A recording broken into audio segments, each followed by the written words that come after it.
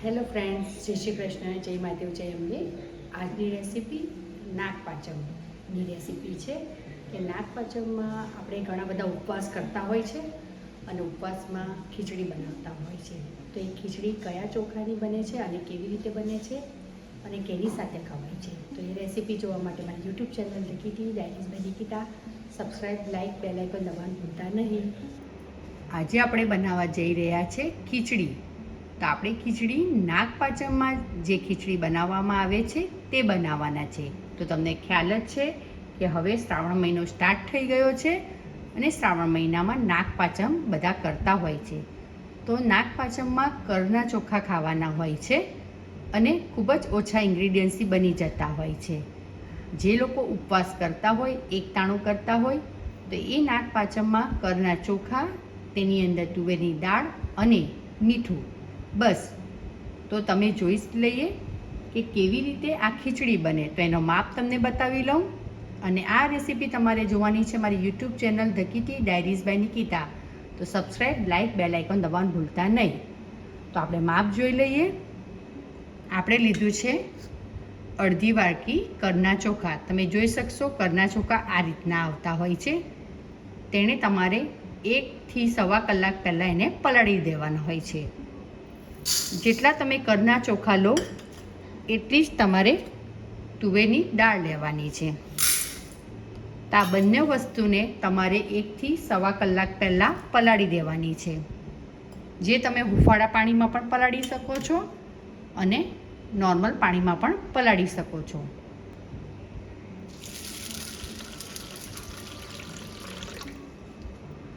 હવે આપણે 1 થી સવા કલાક પલાળ્યા બાદ આગળની પ્રોસેસ જોશું.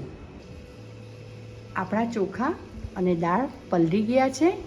તો હવે આપણે એને કુકરમાં ઓછામાં ઓછી 7 થી 8 સીટી મારશું, કારણ કે આ ચોખા જલ્દી ચડતા નથી હોતા, એટલા માટે.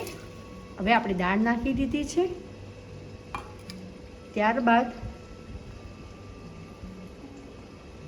આપણા ચોખા, એની અંદર આપણે પાણી પણ જેમ તમે સાદી ખીચડી બનાવો એના કરતાં વધારે પાણી લેવાનું છે.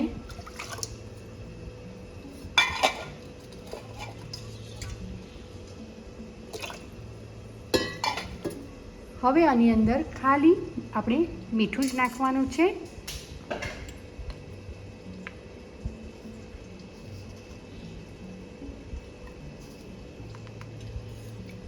સ્વાદ અનુસાર. હવે આપણે એને 7 થી 8 સીટી વગાડી દઈશું. નાગપાંચમની ખીચડી આપણે દહીં સાથે ખાવાની હોય છે.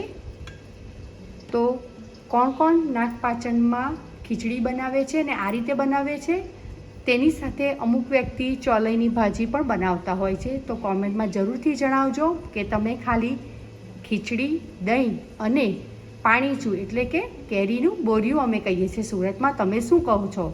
અને તે વખતે આપણે ચપ્પુનો યુઝ, એ લોકો જે ઉપવાસ કરતા હોય તે ચપ્પુનો યુઝ કરતા નથી. તો કોણ કોણ આ રીતે નાગપાંચમનો ઉપવાસ કરે છે તે જરૂરથી જણાવજો. અને એ જણાવવાનું છે નિકિતી ડાયરીઝ બાય નિકિતા. હવે આપણી 7 થી 8 સીટી વાગી ગઈ છે. તો આપણી ખીચડી આપણે જોઈ લઈએ કરના ચોખાની, જે આપણે નાગપાંચમમાં બનાવવાની હોય છે. અને આપણી સાદી ખીચડી નથી હોતી, આ રીતની રસાવાળી હોય છે, તમે જોઈ શકશો. તો હવે આપણે એનું પ્લેટિંગ કરી દઈએ.